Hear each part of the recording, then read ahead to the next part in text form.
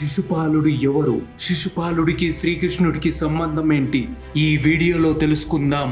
దమఘోషుడు, శృతశ్రవ ఇద్దరు భార్యాభర్తలు. వాళ్లకు శిశుపాలుడు జన్మిస్తాడు. శిశుపాలుడు 3 కండ్లు 4 చేతులతో వింతగా జన్మిస్తాడు. శిశుపాలుడు తల్లి శృతశ్రవ. ఆమె శిశుపాలుడి జాతకాన్ని జ్యోతిష్యులకు చూపిస్తుంది.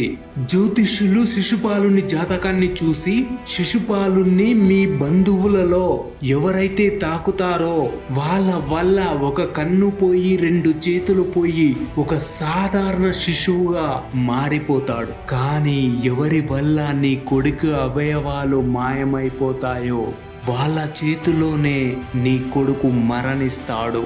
అతను ఎవరు అన్నది తెలుసుకోవాలని శతశ్రవ విందుకు పిలిచింది. బంధువులందరూ శిశుపాలుని తాకుతున్నారు.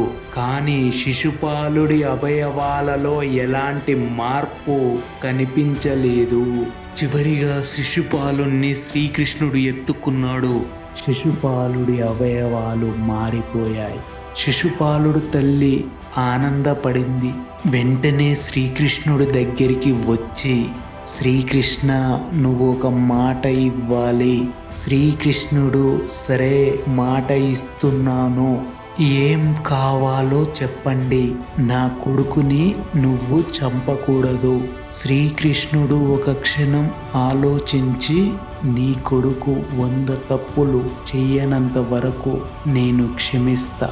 నీ కొడుకు 101 తప్పు చేసిన రోజు నీ కొడుకుని చంపేస్తా. శిశుపాలుడి తల్లి దానికి సరే అంటుంది.